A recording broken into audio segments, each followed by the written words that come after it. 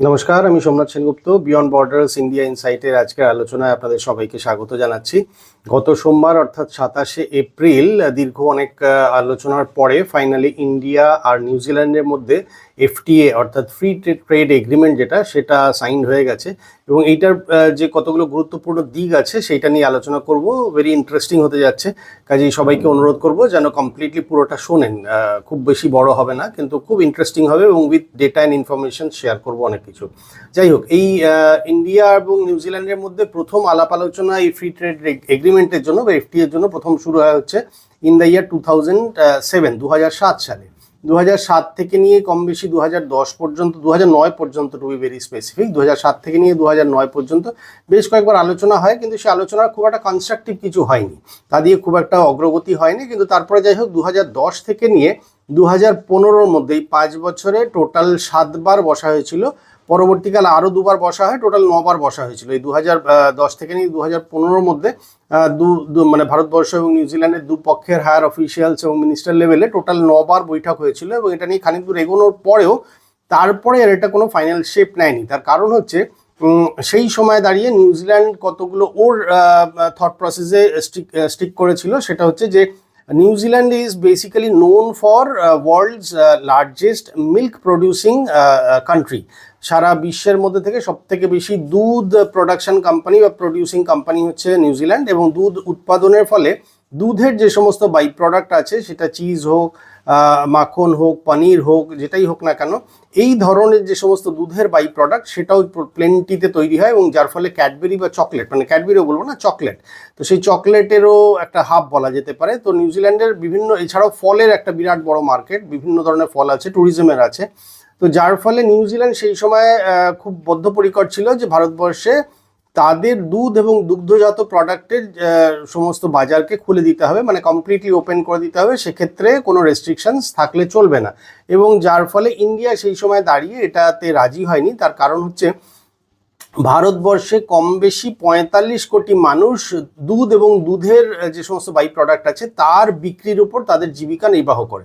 আবারও বলছি, ভারতবর্ষের পপুলেশনের 45 কোটির বেশি মানুষ দুধ এবং দুগ্ধজাত প্রোডাক্ট বিক্রি করে তাদের জীবন নির্বাহ করেন। সেক্ষেত্রে ভারতীয় সরকার কোনোভাবেই এই জায়গাটাতে কোনো রিস্ক নিতে চায়নি যে নিউজিল্যান্ডের দুধ বা গুঁড়ো দুধ, মানে আমি বলছি এমনি নর্মাল যে গরুর দুধ হয়, সেই গরুর দুধ বা মোষের দুধ বা গুঁড়ো দুধ বা দুধের যেসব বাই প্রোডাক্ট আছে, সেটা চিজ হোক, মাখন হোক, পনির হোক, যা কিছু হোক না কেন, সেই ধরনের দুধের যে বাই প্রোডাক্টগুলো আছে সেই ধরনের কোনো প্রোডাক্টে ভারতবর্ষ নিউজিল্যান্ডকে তার যে মানে ছাড়, যেটা সেই ছাড়টা দিতে চায়নি বা দেয়নি।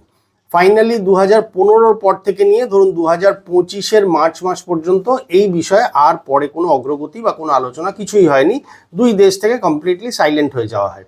2025 অর্থাৎ গত বছরের 2025-এর মার্চ মাসে নিউজিল্যান্ডের প্রধানমন্ত্রীর ভারত ভিজিটের পরে সেই সময় ইনিশিয়েটিভ নেওয়া হয় ভারতের প্রধানমন্ত্রী শ্রী নরেন্দ্র মোদী এবং নিউজিল্যান্ডের প্রধানমন্ত্রী, এদের দুজনের মধ্যে কথাবার্তা প্রথম চালু হয় এবং পরবর্তীকালে আমলা মহলে এবং মিনিস্টার মহলে বেশ কয়েকবার বৈঠকের পরে এবং বিভিন্ন জিনিস নিয়ে আলাপ আলোচনার পরে ফাইনালি একটা কনক্লুশনে আসা হয় যে কি করা হবে। তো সেক্ষেত্রে যেটা হবে সেটা কিন্তু এই আলোচনার ফলে আপনারা একটা জিনিস বুঝতে পারবেন, বর্তমান ভারতীয় সরকার কিন্তু কৃষক বা কৃষকদের স্বার্থ রক্ষার জন্য সম্পূর্ণ সজাগ, এবং তারা এমন কোনো কাজ এখনো পর্যন্ত করেনি যাতে ভারতবর্ষের কৃষকের বাজারটা হট করে নষ্ট হয়ে যায় বা তাদের কোনো রকম ক্ষতি হয়। যার ফলে ইন্ডিয়া নিউজিল্যান্ডের এই এফটিএ সাইন হওয়ার ফলে ভারতবর্ষের সমস্ত গুডস, এবং তাতে যদি একটা লিস্ট দেখি তাহলে 8,284টা, আবারও বলছি 8,284টা ভারত থেকে নিউজিল্যান্ডে যাওয়া গুডস কমপ্লিটলি ট্যাক্স ফ্রি হয়ে গেল।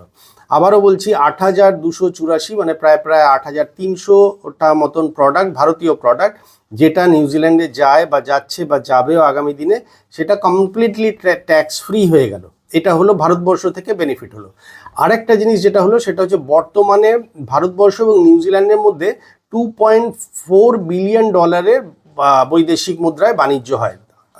ভারতবর্ষ যে মালটা পাঠায় এবং নিউজিল্যান্ড যে প্রোডাক্ট পাঠায়, সেই নিয়ে টোটাল আমি যদি ব্যবসা দেখি তাহলে ভারতবর্ষ এবং নিউজিল্যান্ডের মধ্যে দুই দেশের মধ্যে যে ব্যবসার আদান প্রদান হয় সেইটা টোটাল ভলিউম হচ্ছে $2.4 বিলিয়ন। এটা আজকের দিনে দাঁড়িয়ে। এইটার 2030-এর মধ্যে লক্ষ্যমাত্রা নেওয়া হয়েছে এটাকে ডবল করার, অর্থাৎ এই $2.4 বিলিয়ন যে বাণিজ্যটা যেটা হয় ভারতবর্ষ এবং নিউজিল্যান্ডের মধ্যে, সেটা বাই এন্ড অফ 2030 এর মধ্যে দাঁড়িয়ে এইটা $5 বিলিয়ন টার্গেট নেওয়া হয়েছে।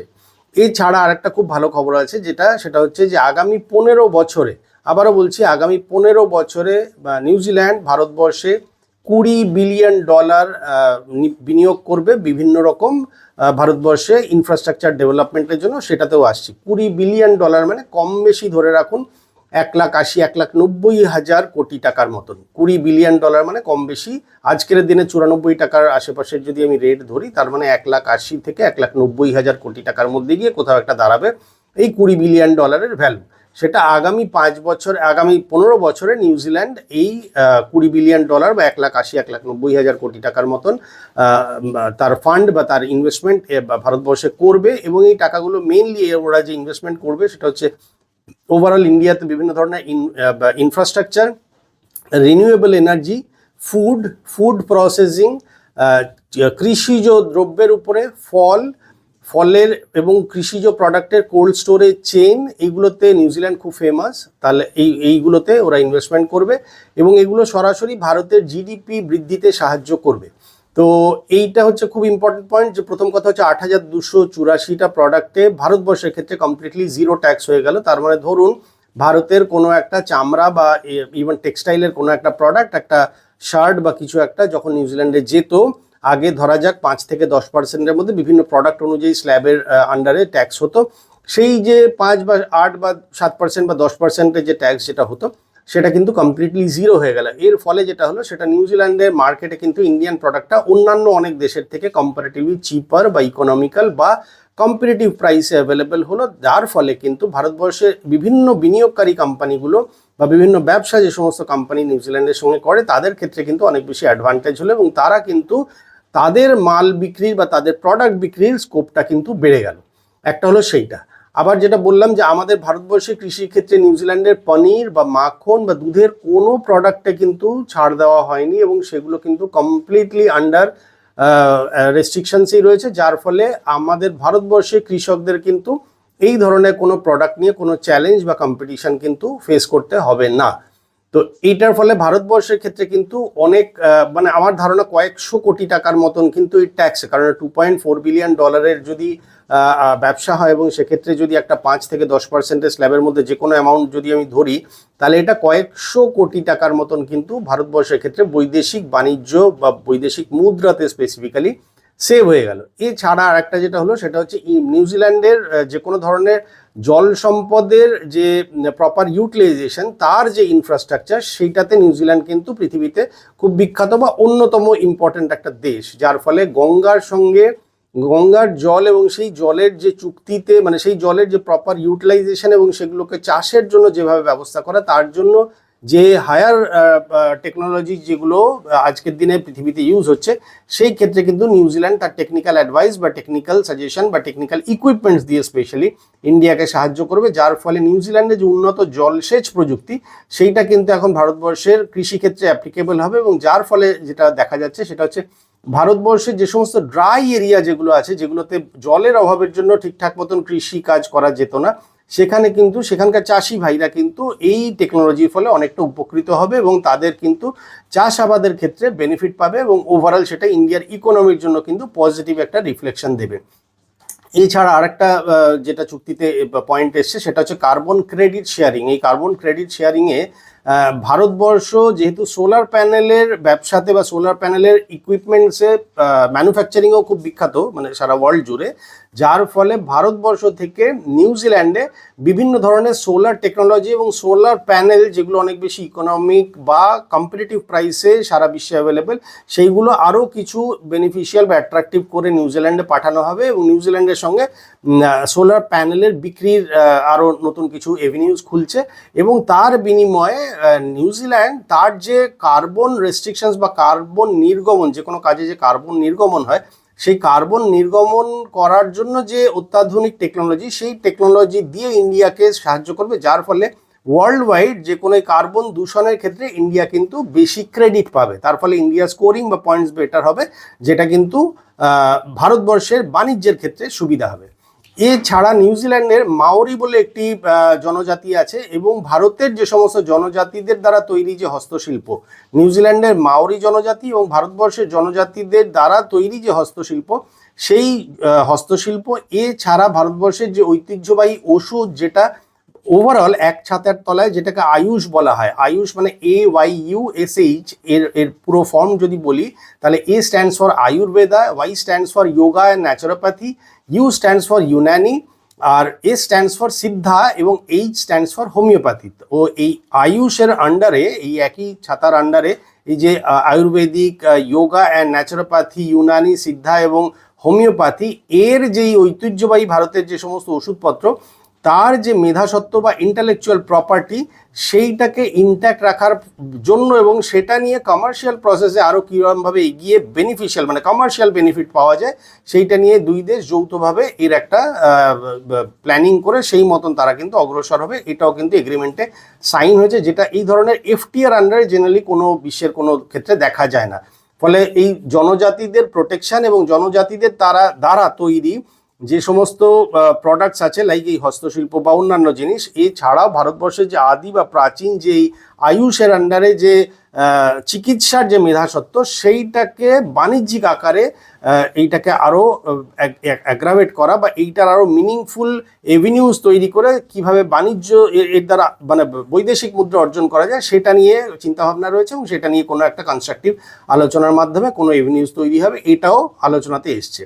এছাড়া আরেকটা যেটা হয়েছে সেটা হচ্ছে ভারতীয় IT প্রফেশনাল এবং ইঞ্জিনিয়ারদের জন্য নিউজিল্যান্ড আরও বেশি করে তাদের যে ভিসা যেটা আছে সেইটা আরও ওপেন করবে। এবং আরেকটা জিনিস হবে সেটা হচ্ছে ভারতবর্ষের স্পেসিফিক কিছু কিছু ক্ষেত্রে যাদের নিজস্ব হাতের কাজ আছে, লাইক শেফ, লাইক যে কোনো নিজের হাতের কাজের যেসব মানে ITI এর কাজ জানা যে সমস্ত লোক, তাদের ক্ষেত্রে নিউজিল্যান্ড আরও নিজস্ব যা কোটা আছে তার উপরে দাঁড়িয়ে আরও 5,000 জনকে এক্সট্রা, তার মানে ভারতবর্ষের থেকে আরও 5,000 জনকে এক্সট্রা ভিসা দেওয়া হবে। তার মানে এই 5,000 জন আরও এক্সট্রা আর্নিংয়ের জায়গায় আরও সারা প্রত্যেক বছরে আরও বেশি করে যেতে পারবে। এইটা একটা রাস্তা দেওয়া হয়েছে বা এইটা একটা পয়েন্ট অ্যাড হয়েছে FTA-তে। এটা একটা খুব ইম্পর্টেন্ট জিনিস আজকের দিনের জন্য। শিক্ষার্থীদের জন্য সুখবর আছে, তার কারণ হচ্ছে ভারতীয় যে সমস্ত স্টুডেন্টরা নিউজিল্যান্ডে গিয়ে পড়াশোনা করছে, তারা এতদিন পর্যন্ত শুধুমাত্র পড়াশোনা করার ছাড়পত্র পেত, তার সঙ্গে কোনো কাজ করার ছাড়পত্র পেত না। But under this FTA agreement, যেটা নতুন এই 27 তারিখে সাইন হলো, এর ফলে অফিসিয়ালি বা টেকনিক্যালি ভারতবর্ষের ছাত্রছাত্রীরা যারা নিউজিল্যান্ডে গিয়ে পড়াশোনা করছেন বা করছিলেন বা করবেন আগামী দিনে, তারা সারা সপ্তাহে 20 ঘন্টা পর্যন্ত ওয়ার্ক পারমিট পাবেন, যার ফলে তারা পড়াশোনা করতে করতে সারা সপ্তাহে 20 ঘন্টা পর্যন্ত কাজ করে তাদের নিজস্ব আর্নিং বাড়াতে পারবেন বা আর্নিং স্টার্ট করতে পারবেন। এইটা একটা খুব ভালো ইম্পর্টেন্ট জিনিস হয়েছে। আরেকটা জিনিস যেটা হয়েছে সেটা হচ্ছে যারা হায়ার এডুকেশনের জন্য নিউজিল্যান্ডে যাচ্ছে, লাইক PhD অ্যান্ড অ্যাবাভ, তাদের জন্য পড়াশোনা কমপ্লিট করার পরে বা হায়ার স্টাডিজ কমপ্লিট করার পরে আরও 4 বছর পর্যন্ত পোস্ট স্টাডি ওয়ার্ক ভিসা দেওয়ার ব্যবস্থা হয়েছে, যার ফলে যারা হায়ার এডুকেশন নিতে যাচ্ছেন বা মানে আগামী দিনে যাবেন, তাদের জন্য তাদের পড়াশোনা কমপ্লিট হওয়ার পরও কিন্তু 4 বছর পর্যন্ত পোস্ট স্টাডি ওয়ার্ক ভিসা পাবেন তারা। এটাও কিন্তু একটা ভালো দিক সূচনা হয়েছে, যেটা কিন্তু আগামী দিনে ভারতের ক্ষেত্রে অনেকটা সুবিধাজনক জায়গায় নিয়ে আসবে। এছাড়া যেটা বললাম, পেশাদারদের জন্য বিশেষ ক্যাটাগরি তৈরি হয়েছে, যেমন যোগা এক্সপার্ট, যারা যোগা শেখান যে সমস্ত টিচার, আয়ুর্বেদিক কোনো ঔষধ বা আয়ুর্বেদিক শাস্ত্র যেটা, সেই আয়ুর্বেদ শাস্ত্রের উপরে যারা পড়াশোনা করছেন বা বিশেষজ্ঞ যারা, এবং ভারতীয় শেফ, এদের জন্য ওভারঅল নিউজিল্যান্ড তার নিজস্ব কোটার বাইরে গিয়ে, ইন্ডিয়া এবং নিউজিল্যান্ডের মধ্যে যে কোটা আছে তার বাইরে আরও 5,000 জনকে ভিসা দেবে, যেটার আন্ডারে তারা আরও এমপ্লয়মেন্ট পাবে, যেটা একটু আগে আলোচনা করলাম। তার আন্ডারে এই সমস্ত এই যোগা শিক্ষক, আয়ুর্বেদ শিক্ষক, ভারতীয় শেফদের জন্য এই ব্যবস্থাটা করা হয়েছে। এইটা একটা জিনিস, এবং ভারতের কাছ থেকে এইটা মানে ভারতের জন্য এটা এই কারণে খুব বেশি বেনিফিশিয়াল, তার কারণ হচ্ছে New Zealand is very famous for logistic এবং কোল্ড চেন প্রসেসিংয়ের জন্য, অর্থাৎ যে কোনো ধরনের খাদ্য বা কৃষিজ পণ্য বা ফল, এইগুলোর কোল্ড স্টোরেজে প্রসেসিং এবং সেগুলোকে চেইন ওয়াইজ মেনটেন করে রাখা এবং সেগুলোর লজিস্টিক, তাতে সারা বিশ্বে এরা মানে নিউজিল্যান্ড খুব ফেমাস এবং উন্নত প্রযুক্তি তারা ব্যবহার করে, যার ফলে সেই টেকনোলজি এবং সেই হেল্প এবং সেই ধরনের টোটাল সার্ভিসিংগুলো রাদার নিউজিল্যান্ডের থেকে ভারতবর্ষ পাবে। এটাও এই এফটিএ এগ্রিমেন্টের আন্ডারে কিন্তু এটা এসছে। এর ফলে যেটা হবে সেটা হচ্ছে ভারতবর্ষে যে সমস্ত সবজি বা ফল যেটা প্রপারলি বা টাইমলি প্রসেসিংয়ের অভাবে যেটা অনেকটা হয়তো নষ্ট হয়ে যেত বা এর ফলে যে বাণিজ্যিক ক্ষতি হতো সেইটা কিন্তু ইমপ্রুভ করবে, যার ফলে ফুড প্রসেসিং বা যে কোনো ধরনের খাবার বা যে কোনো ধরনের ফল বা কৃষিজ পণ্যের যে প্রপার মানে কোল্ড চেনের মাধ্যমে যে প্রসেস করা এবং সেটার ফলে যে তার বিক্রি বাট্টাকে আরও এগিয়ে নিয়ে যাওয়া, সেটাতে কিন্তু ভারত বেনিফিশিয়াল হবে। এর ফলে ভারতের কিন্তু এমপ্লয়মেন্টও বাড়বে, ইকোনমিক্যালিও ভারতের ক্ষেত্রে এটা বেনিফিট দেবে, যার ফলে পরোক্ষভাবে ভারতের বাজারে কিন্তু খাদ্যপণ্যের দাম বা খাদ্যদ্রব্যের দাম কিন্তু এটা থেকে কমবে বা কমতে সাহায্য করবে। ভারতের বাণিজ্য মন্ত্রক যদি দেখা যায় তাহলে কিন্তু অ্যাজ সাচ প্রায় কোনো ছাড় না দিয়েই বা ভেরি নমিনাল কিছু জিনিসে এদিক ওদিক করেই কিন্তু এই এফটিএ এগ্রিমেন্টটা সাইন করেছে, যেখানে কিন্তু ভারতবর্ষের ক্ষেত্রে কিন্তু সবথেকে বড় বেনিফিট হচ্ছে এইটা যে ভারতবর্ষের প্রোডাক্টগুলো বা এই ৮,২৮৪টা মানে কম বেশি প্রায় ৮,৩০০টা প্রোডাক্ট কিন্তু কমপ্লিটলি ট্যাক্স ফ্রি হয়ে গেছে। এবং এটা শুধু এর ফলে যে টাকার অঙ্কে যে তার একটা কোনো রিফ্লেকশন এসছে সেটা নয়, এর মানে হলো এইটা যে নিউজিল্যান্ডের ক্ষেত্রে ভারত একটা খুব ভালো এভিনিউ এবং ভারতের উপর তার যে আস্থা, ভারতের সঙ্গে যে সম্পর্ক এবং ভারতের যে ক্রেডেনশিয়াল সেইটাকে বেসিক্যালি অ্যাকসেপ্ট করা বা সেইটাকে ওয়ার্ল্ড ওয়াইড রেকগনাইজ করা, এইটাই কিন্তু এই এফটিএ এগ্রিমেন্টের মধ্যে দিয়ে প্রতিফলিত হয়। এবং ভারতও কিন্তু বিশ্বমঞ্চে এটা প্রমাণ করতে পারলো যে আমরা শুধুমাত্র যে কৃষি বা কৃষকদের স্বার্থ রক্ষা করি তাই নয়, সেগুলোকে স্বার্থ রক্ষা করে আমরা অর্থনীতির জন্য এগোতে রাজি আছি এবং সেখানে কিন্তু আমরা কোনো রকম কম্প্রোমাইজ করব না। ফলে ভারতবর্ষের সরকার কিন্তু ভারতবর্ষের চাষিদের পাশে রয়েছে বা কৃষকদের আগে তাদের ফেসিলিটিস বা তাদের প্রায়োরিটিকে প্রাধান্য দিয়ে তারপরে অন্য যে কোনো এই ধরনের চুক্তি করে বা করছে বা করবেও আগামী দিনে। ফলে ভারতবর্ষের জন্য কিন্তু এটা অনেক বড় স্ট্রং একটা ফুটিং হলো। আপনারা জানাবেন যে আগামী দিনে কার কোন এগ্রিমেন্টটা আপনাদের জন্য ভালো লাগলো বা পছন্দ হলো। এই এগ্রিমেন্টটা তো ওভারঅল ভারতবর্ষের জন্য যথেষ্ট বেনিফিশিয়াল, ফলে চাকরি বাকরির বাজার থেকে শুরু করে বা ধরুন খাদ্যপণ্যের দাম কমে যাওয়া থেকে শুরু করে টেকনোলজির যে প্রপার ইউটিলাইজেশন, সেগুলো সবগুলো কিন্তু আগামী দিনে দেখা যাবে ভারতবর্ষের বাজারে। আজকে এই পর্যন্তই আলোচনা করলাম এই নতুন ভারতবর্ষ এবং নিউজিল্যান্ডের যে এফটিএ, এটা হলো ক্রাক্স বা জিস্টে যেটা আলোচনা করলাম। আপনাদের কার কীরকম লাগলো আপনারা আপনাদের সুনির্দিষ্ট মতামত কমেন্ট বক্সে জানাবেন। পরের ভিডিওতে আরেকটা কোনো টপিক নিয়ে আসছি, নতুন যে খবর আসছে তার উপরে ব্যাখ্যা বা আলোচনা করব। আজকের জন্য এখানেই শেষ করলাম, রাখলাম। নমস্কার, ভালো থাকবেন।